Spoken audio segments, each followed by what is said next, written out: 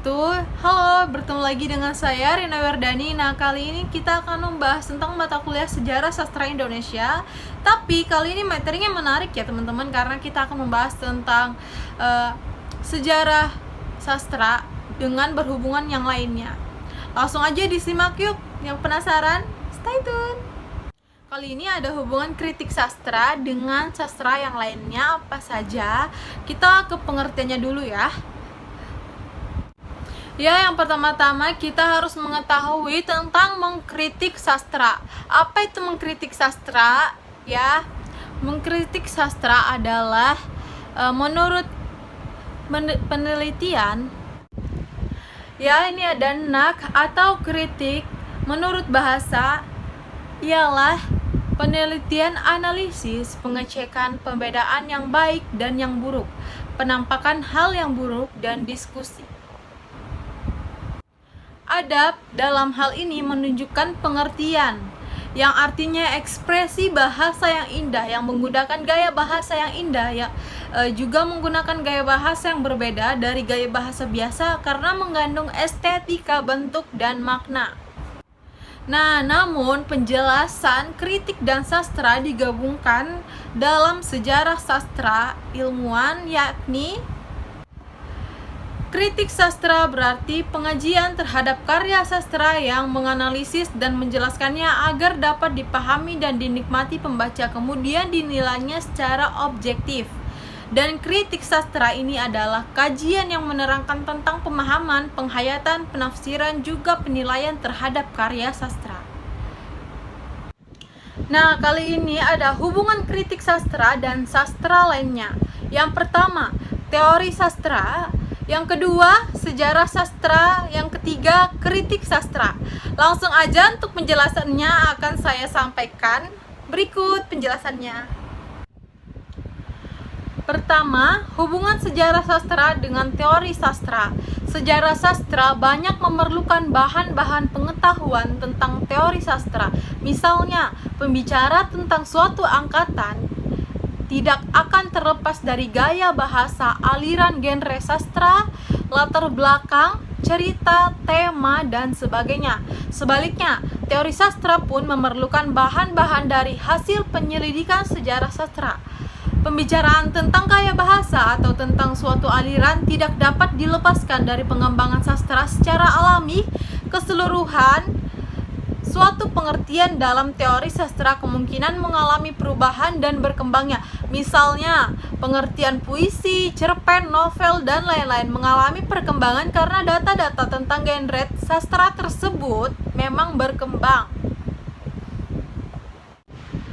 Kedua, hubungan sejarah sastra dengan kritik sastra. Sejarah sastra memerlukan bantuan juga dari kritik sastra. Tidak semua karya sastra yang pernah terbit itu dijadikan bahan penelitian sejarah sastra, tapi terbatas pada sejumlah karya sastra tertentu. Untuk memilih dan menentukan karya sastra yang menjadi objek penyelidikan sejarah sastra itu diperlukan bahan-bahan dari kritik sastra. Sebab tugas kritik sastra lah untuk menentukan nilai suatu karya sastra. Sebaliknya, kritik sastra pun membutuhkan bahan-bahan dari sejarah sastra, terutama di dalam usaha menentukan asli tidaknya suatu karya sastra atau tidak ada pengaruh dalam sastra lain.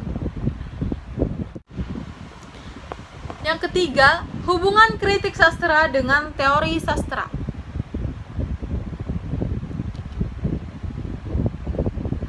Hubungan kritik sastra dan teori sastra sangat jelas. Usaha kritik sastra tidak akan berhasil tanpa dilandasi oleh dasar-dasar pengetahuan tentang teori sastra. Jika kita hendak mengadakan suatu telaah atau kritik terhadap suatu cerita novel, terlebih dahulu kita harus memiliki pengetahuan tentang yang disebut novel, tentang unsur-unsur suatu novel, misalnya tema, plot, gaya bahasa, perwatakan, setting, sudut pandang cerita, dan sebagainya. Nah, demikian juga kita hendak mengadakan suatu analisis terhadap suatu kritik terhadap suatu puisi. Kita harus tahu apa hakikat puisi tersebut, apa yang dimaksud dengan bait, rima, ritma, dan sebagainya. Teori sastra merupakan sebagian modal bagi pelaksanaan kritik sastra. Nah, jadi kan sudah paham kan teman-teman untuk penjelasan sejarah sastra dengan sejarah sastra yang lainnya. Kali ini saya akan memberitahukan tentang hubungan kritik sastra dengan ilmu sosial. Langsung aja disimak ya teman-teman. Hubungan kritik sastra dengan ilmu sosial. Pada abad 20, kritik sastra mengalami perkembangan karena terdapat sumbangan dari ilmu-ilmu kemasyarakatan dan psikologi. Secara garis besarnya, yang membantu perkembangan kritik sastra adalah psikologi dan sosiologi. Berkembangnya sosiologi sastra dalam kerangka kritik sastra menimbulkan lahirnya pendekatan sosiologis dalam kegiatan kritik sastra. Nah, sosiologi sastra merupakan bagian mutlak dari kritik sastra. Ia mempunyai kedudukan tersendiri dalam menelaah sastra dengan memperhatikan aspek-aspek sosial kemasyarakatan. Oleh karena itu, hasil telah tersebut dengan sendirinya digolongkan dalam kriteria produk kriteria sastra. Cukup paham bukan? Ya, kali ini adapun manfaat sastra apa saja? Yuk kita simak teman-teman bareng-bareng ya.